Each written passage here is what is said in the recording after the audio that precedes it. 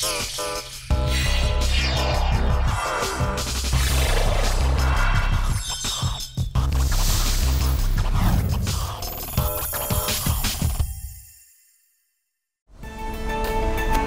and welcome to the Innerview. I'm your host, Soo Jung.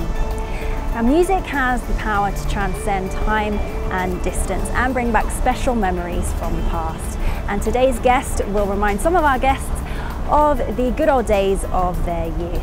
Let's meet Chris Norman, former lead vocalist of the English soft rock band Smokie and living legend. Smokie was a four-member English rock band that gained huge popularity in Korea.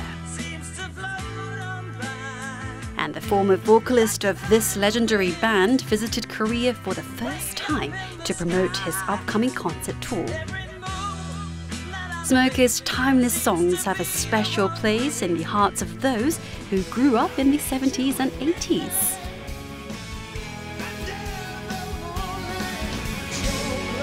Chris Norman gained a huge following in Korea that could be comparable to his fan bases in Europe and the United States. He had an opportunity to meet his long-time Korean fans for the first time during his recent visit. 70년대 명동이나 또는 종로의 음악다방, 또 각 지역의 음악다방에 출입했던 사람들은 스모키 노래를 한두 번은 신청했을걸요. 다른 어떤 밴드보다 우리 국내에서 사랑받았습니다. Stay tuned to meet Chris Norman, the former lead singer of Smokie, who is still following his passion for music today.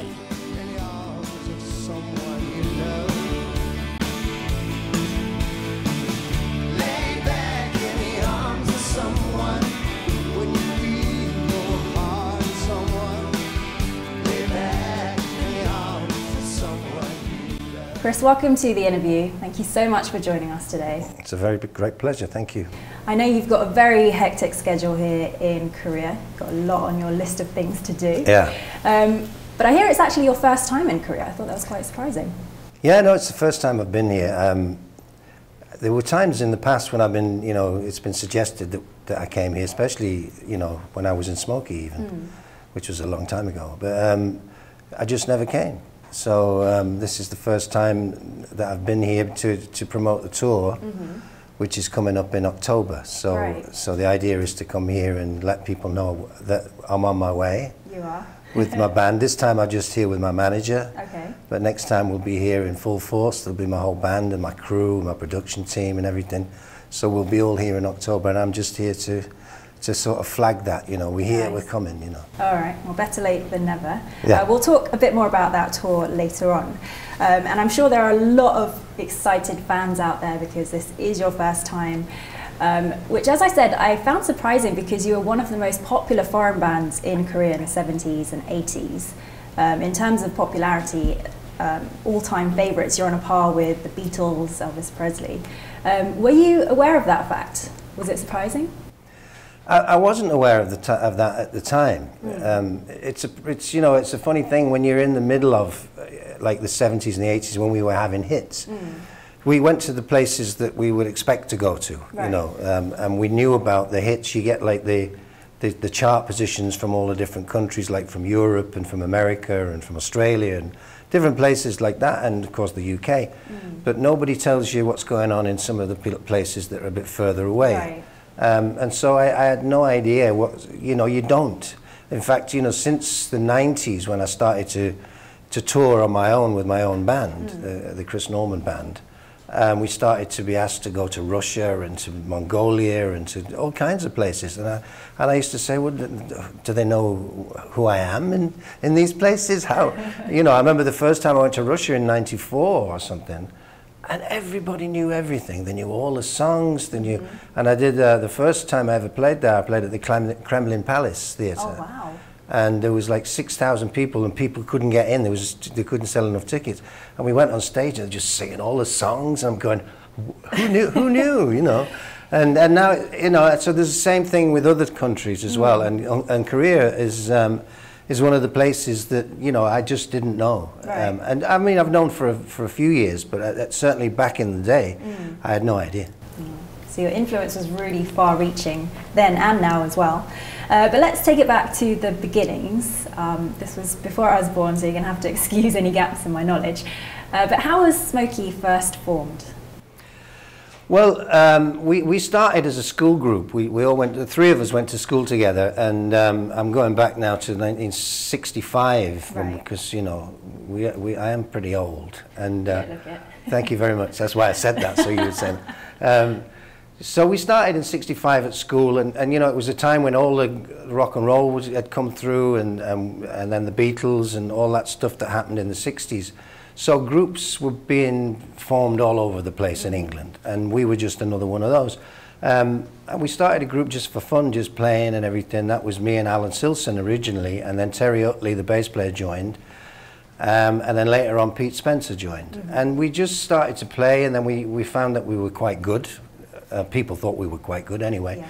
So we started to get more and more gigs, bookings, and so in 1968, we decided we'll do this. This is what we're going to do. So we turned professional, and then we just played from then on. So that's how we started. We had different names at the beginning.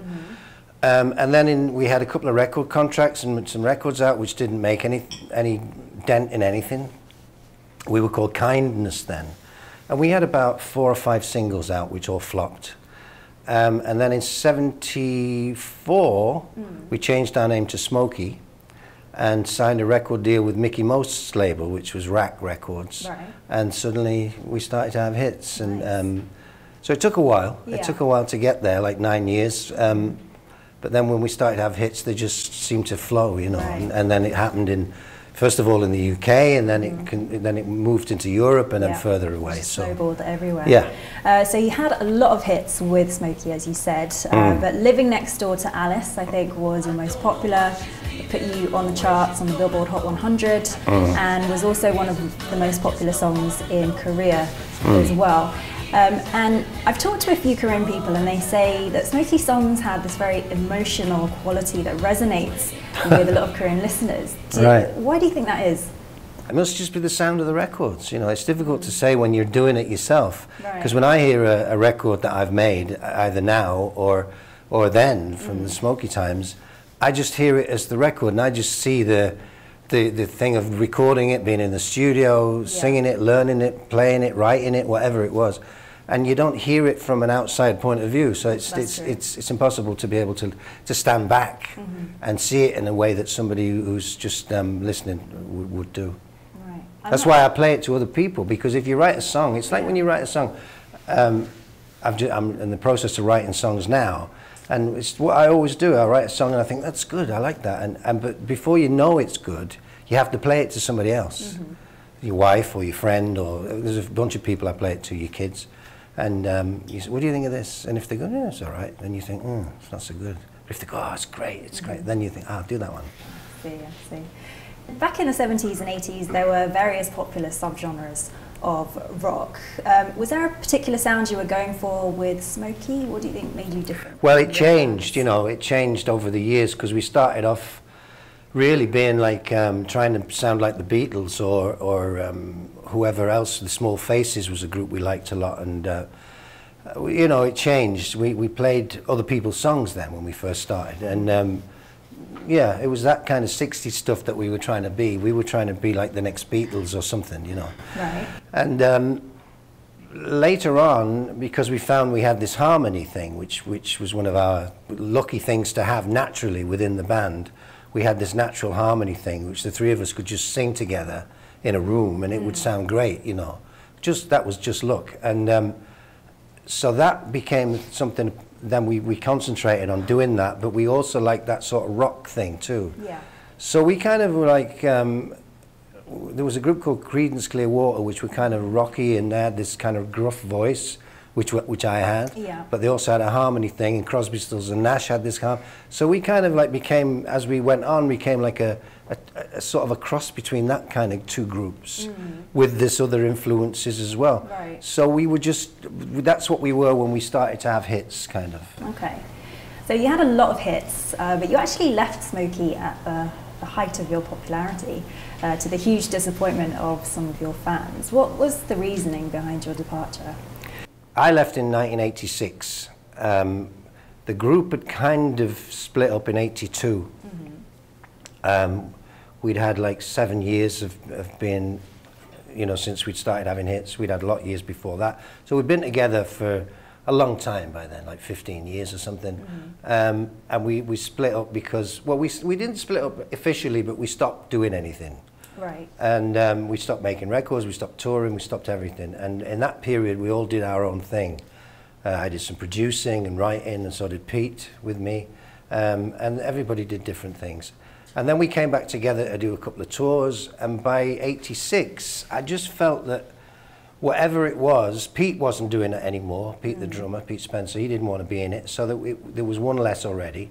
It just didn't feel like the same. It just didn't feel like it felt to me a little bit jaded, a bit, you know. And I'd already started making solo records by that time anyway. And I'd just made a record called Midnight Lady, which was I'd been asked to do in Germany, and that went to #1. Right. So here I was in Smokie, sort of doing tours and stuff, and yet at the same time I had a #1 record on my own, and I was being asked to do tours on my own, and TV shows and everything else, and not just in Germany. It spread, you know. So I was busy doing that, and then they were asking me to tour in Smokie, and I thought, I'm never going home now, you know. I'm doing the Smokie thing and I'm doing the solo thing, and I had to choose which one do I want. Well, I already felt like I was a bit tired of the Smokie thing anyway, and the other thing was successful, so I followed that. Okay. And I left and went solo and just started to do solo things for my own band, which was also great fun because I could choose different musicians, and I started to enjoy that. You know. All right. So your time with Smokie had kind of run its course, and for me, this other path that was very successful as well. Yeah. Okay. And what influence would you say Smokie had on your musical career and your life in general? Well, of course, because it was the first thing I ever did. It was the first group I was in, and the first experiences I had of doing any kind of performing or making music or recording or anything. It was a huge influence because it's the first thing you do. I'm sure if you were to ask anybody who was in a band, you know, like Paul McCartney or Sting or whoever, I'm sure that their original influence would have been the band that they were in. So that was a big influence, plus the fact we had a lot of success and we travelled all over the place, so I learned a lot of things, got a lot of experience from different parts of the world, and being in a band and being successful and, you know, going through the ups and downs of that. So it was a huge influence, really. And let's face it, if I hadn't have had that success with Smokie, I wouldn't have been asked to do solo things anyway. Right. So of course it was a big influence. So Smokie had quite a large impact on your life, and as one of the most popular foreign bands in Korea in the 70s and 80s, you had a big impact on people's lives here. So let's see what Smokie meant to some of the people growing up during that era. Smokie gained a huge popularity following in Korea with their soft rock music back in the 70s and 80s, and their timeless classics bring back a lot of memories for those who grew up listening to their music. The fans who are now in their 40s and 50s visit music cafes to listen to the music that captivates their young hearts once again.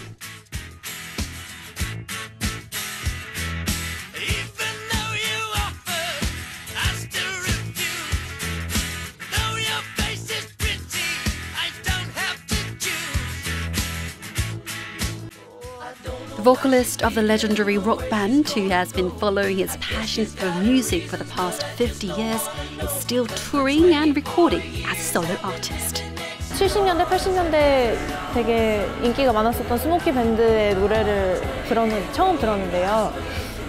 생각보다 저희 세대가 듣기에도 좋은 곡들이 많은 것 같고, 노래를 할 때 들으면은 그 애절한 목소리, 그것에 정말 들으면은 정말 빠지게 됐고 향수에 적기 하는 그런 노래가 많았던 것 같아요.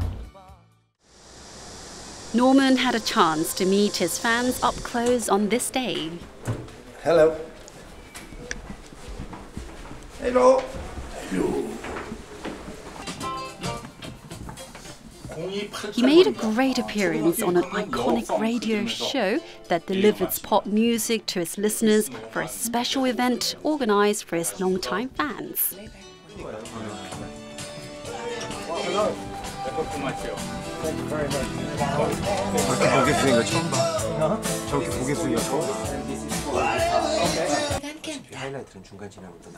배철수의 음악 캠프입니다. 크리스 노만 씨가 지금 와 계신데 최근에 공연한 영상들을 봤는데 아직도 뭐 건강하시고 노래도 너무 잘하시고 건강을 유지하는 뭐 특별한 비결 같은 게 있습니까? I do try and go out for a run every day. I usually try and go out for half an hour at least. So go out half an hour and run and then go home and maybe do a few, you know, sit-ups and things like that, just every day. Brave thought. If you want my sympathy, just open your heart to me. You get whatever you'll ever need. You think that's too high for you, oh, but baby. He even gave a live performance that instantly mesmerized the listeners. Chris Norman, whose music still resonates with his longtime fans, finally had a chance to communicate with his Korean followers in person after all these years. As a solo artist and the former lead vocalist of the legendary rock band Smokie, he has influenced countless people. And the memory of his visit to Korea will have a special place in his fans' hearts. And as he continues on his journey as a singer-songwriter, he will keep being a source of inspiration.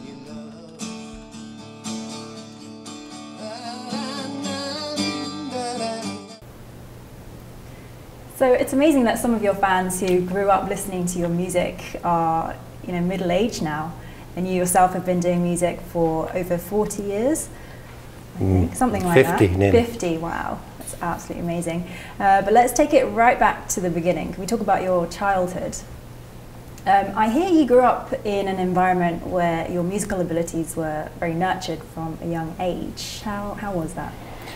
Basically, I come from a show business family. My grandparents were in show business during the First World War.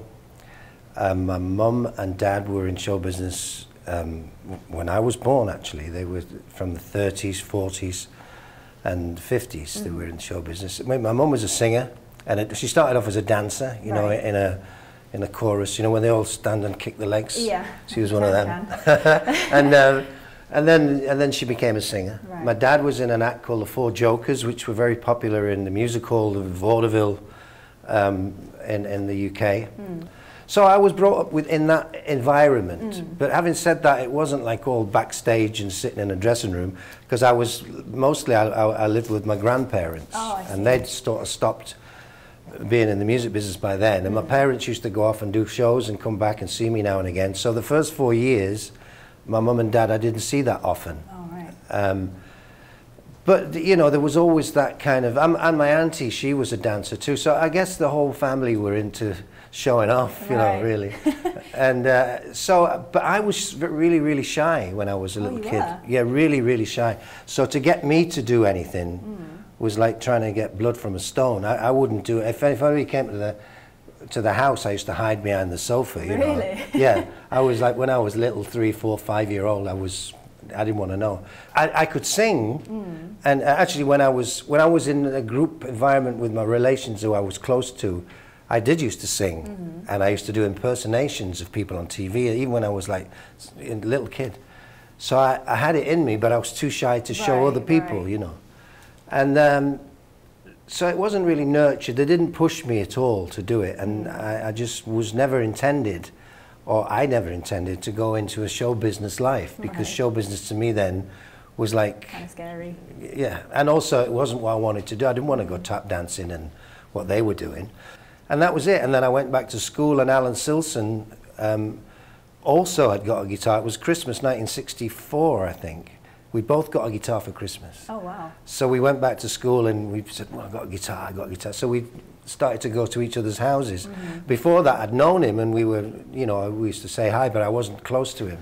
And after that, we became really close because we had this sort of common thing that we were both playing guitar. So I'd go to his house, he'd come to mine, and we'd show, you know, and we were just desperate to go out and play then. So that was what started me off, really. That's not so because my parents were in show business. Okay, but you always had it in you.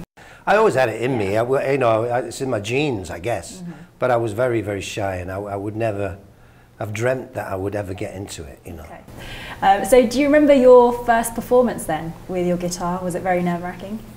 The first time I played really with a guitar, I guess, was we played at a school dance. Okay. I think that was the first time. And it was when we were about 15, I guess.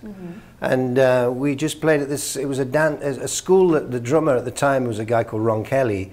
This was before Pete joined. It was his school, and they were having a school dance, and they wanted a group to play, and they couldn't afford it.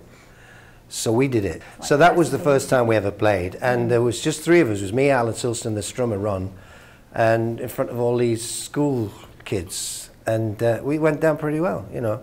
And that was the thing where I thought, this was great. And everybody was coming up to us afterwards and saying, oh, your sound was great, you know, it was really, we weren't very good really, but they, you know, it was nice. It was the first time we ever got anybody said we were any good. So, yeah, that was the first time that we played. Interesting. And when you began your career with Smokie, did you expect it to be so successful? Did you expect to still be doing music? No, I don't think so. No, no. I mean, when we began, it was just for fun, really, because we just loved it. We just wanted to sing, and we wanted to play, and we wanted to be like the Beatles or the Stones or whoever, and we just wanted to do it. I don't think we ever thought this is going to be it, you know. But it didn't. I mean, after about 3 years, we did, because that's when we went professional, and then we started to think maybe we can do this, you know. Yeah. And from then on, we always had this kind of feeling that we would make it one day, and it just you know, we got, the thing is, what happens when you're in a group, it's not like you're in a group and then, I mean, some people start in a group and they make it like a couple of months later. I feel sorry for them, because basically they're too young, they're not ready for it, and usually they don't last very long, because, or they get very big time, and because they think, wow, it must be great, and then they realize after about a year that nobody cares about me, and that's difficult. With us, I think it was good that we had these few years before we did, because we had a lot of chances that didn't happen. You know, we had the first time we were on radio in England, for instance. We thought we were going to be big now, and then we didn't. First time we went on TV in England, we did a couple of small TV shows on the BBC, but you know, not big shows. And we thought, now somebody's going to see us. We're going to, once they see us, we must be famous. And we didn't. And we had a couple of records out which didn't make. So we had a lot of sort of times when we went now and then now and then now and then, you know. So, but we always thought one of these days we will, you know. So that's what kept us going. And then eventually, after a few years, we had our first hit, and so. And after the band separated, was it your plan to continue doing music for the rest of your career?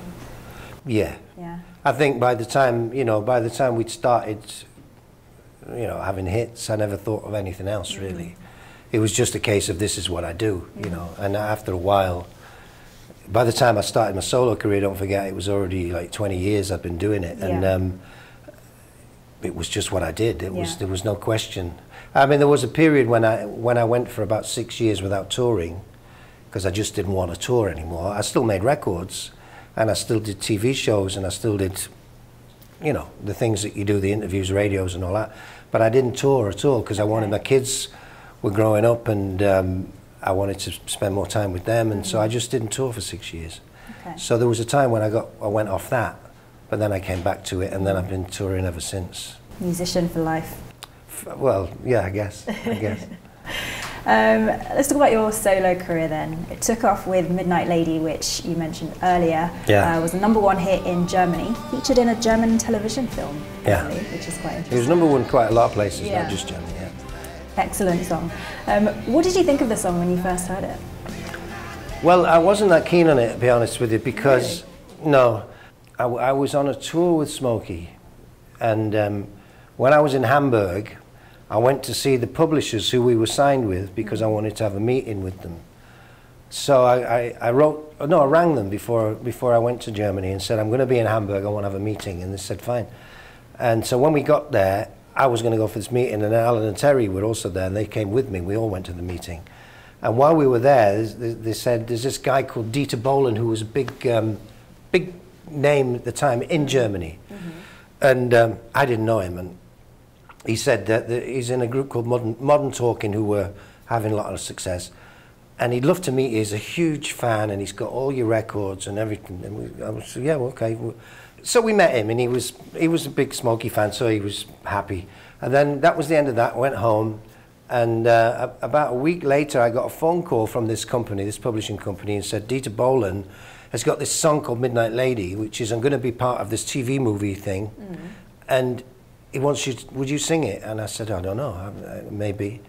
I said, send me the song and I'll think about it. I said, well, the problem is, it has to be finished by this weekend, and this was like Tuesday. Oh. So we don't have time for you to send it, and it's a great song, it's going to be on this movie, and you'll love it. And so I went. So I got on the plane the next day, and I got to Hamburg again, and I got off the plane, and they gave me a tape, a cassette in those days, you know. Yeah.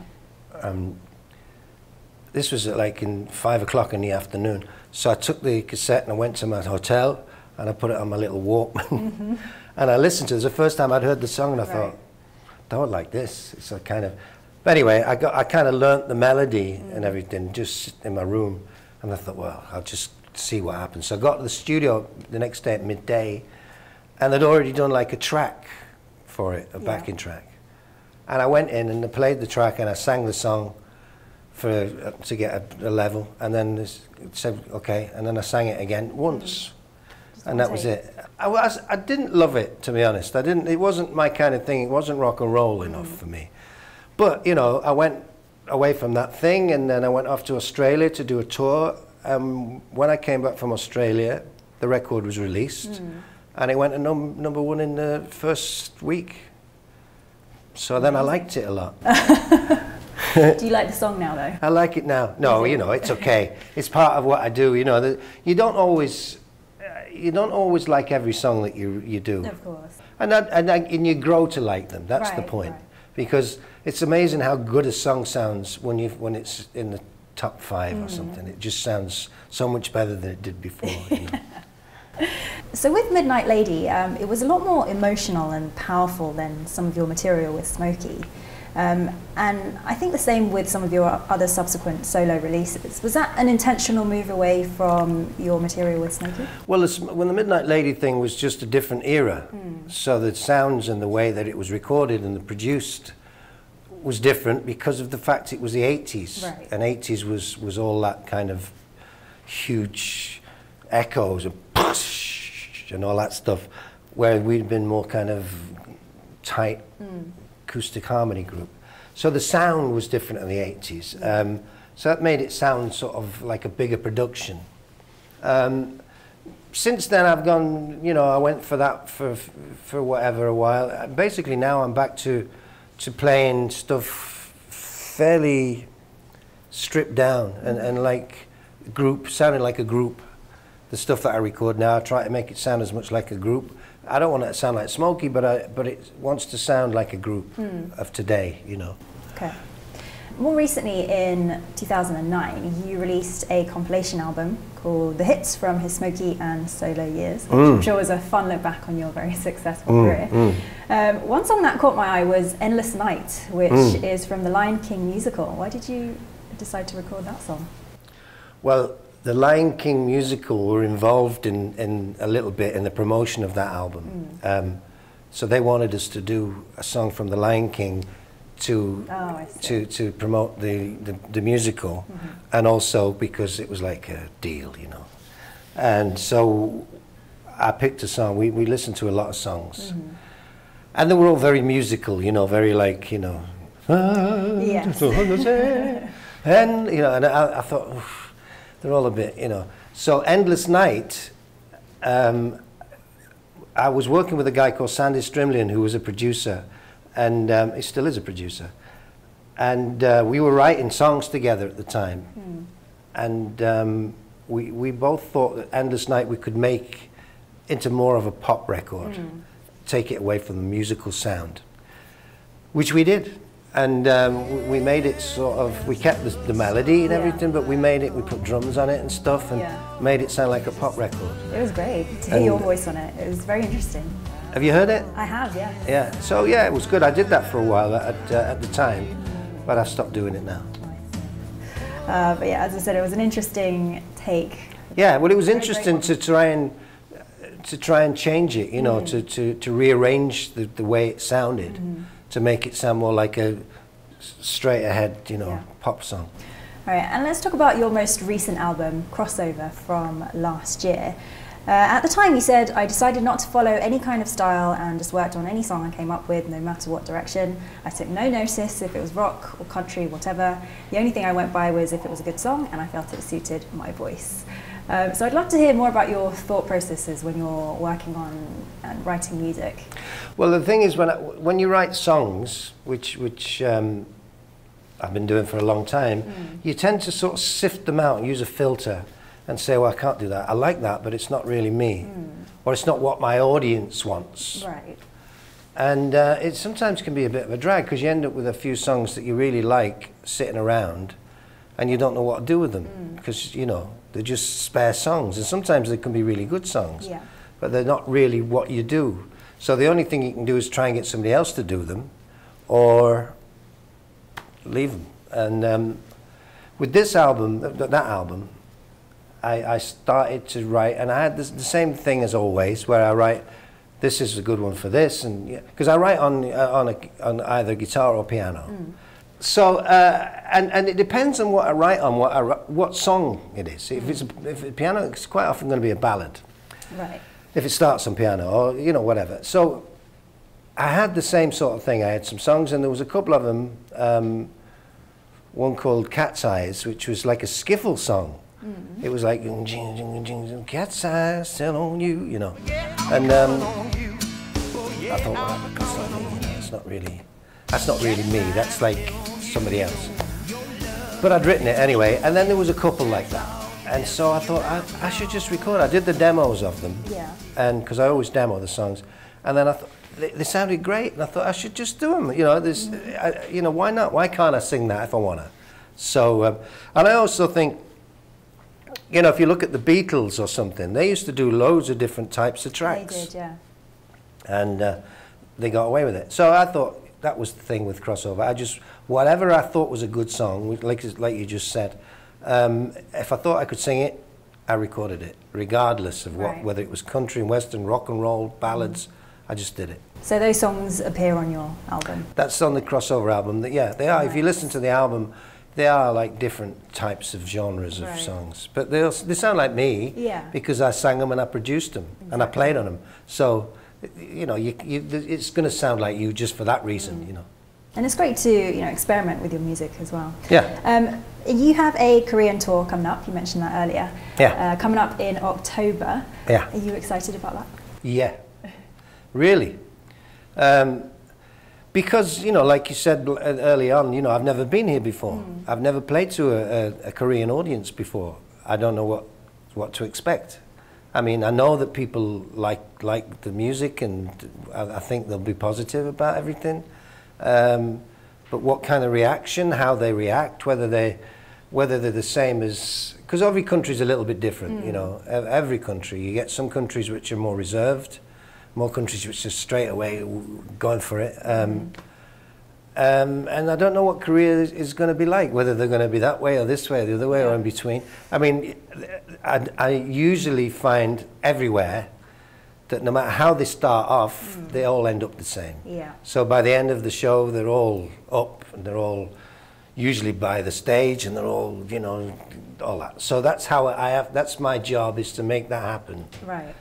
But when you start, sometimes it's happening already, and sometimes people are waiting, and then you've got to change that into the other thing. But it's interesting, and also to see the country a little bit, you know, to see some of the places, you know, and see what it's like and the culture. I'm looking forward to it a great deal. Nice. I can't wait. And I think Koreans are the opposite of reserved, especially when it comes to you. Oh, good. So well, that's good. I don't then. think it will be too hard to get them to party. And are there any plans to release an album in Korea? There's an album going to be released at the same time as the tour. Okay. I think it's going to be called the Korean Tour album. Or the first CD is going to be the Smokie hits and some of the solo hits. And the other CD is going to be, I think, a mixture between the crossover album and the There and Back album, which is the one before. So people can get like a flavour of not only the old stuff, but also what I've been doing the last few years too. Right. I think the Korean fans will be very excited about that, plus for your tour as well. Yeah. So looking back, what do you think music has meant to you? Well, I mean, it's been my mainstay in life, apart from my family, obviously. It's always been there, you know, because like I said before, when I was a little kid, even though I was shy, I was always musical. I always wanted to hear music, and not just pop music, all kinds of music.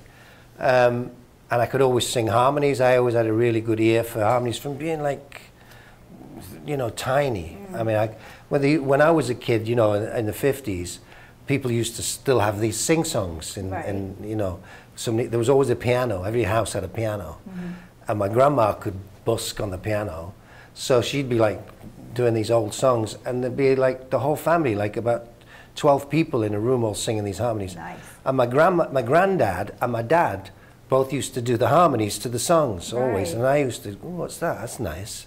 I used to like that, even when I was tiny, and so I heard that early on, and I could do it from then.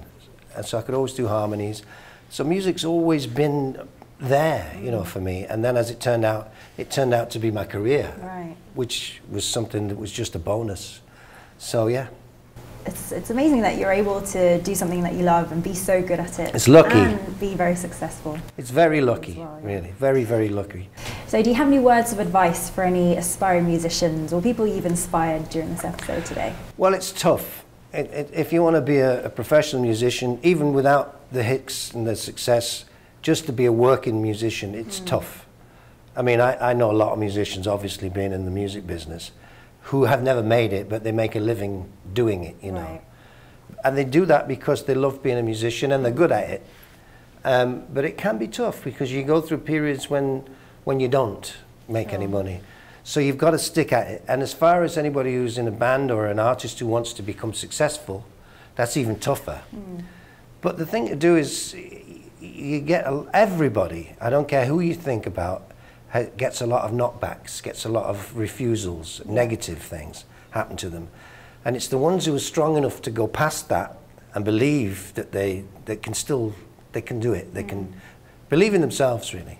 If you get like enough people saying, oh, you can sing great or you play guitar, then obviously you must have something. And if you've got something and you're doing it, then just don't give up. Don't let it get you down. Don't let it knock you back. Keep doing it. And if you haven't made it after about 10 or 12 years, maybe then you should think about not doing it. But have to give it some time because sometimes it takes, just when you think no chance, I've had it, it happens. Okay. So believe in yourself, but back that up with genuine talent as well. Yeah. All right, so I'm curious about what the future holds for you. What have you got planned for next So am I. Or do you have like an ultimate goal or dream in life? No, I think, you know, I've most of my goals as far as the music business is concerned, I've done them. The only one I've got now is to keep doing them. So I never think, well, that's what I did and I'm done now, you know, I'll just carry on working on the strength of what I did before. I always want to do new stuff because it's what's interesting for me.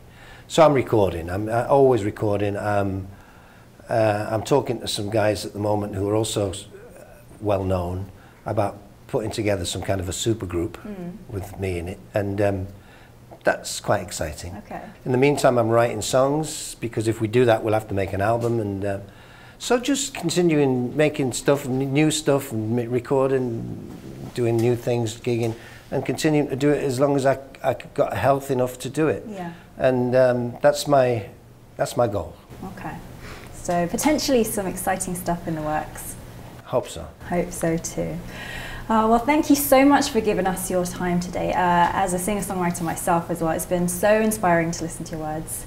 And just to see how passionate you still are about music after all these years. Never give it up. Never lose it. Indeed. So thank you once again thank you. for giving us an interview of your life. Thank you very much. It's been a pleasure. I don't know why she's leaving.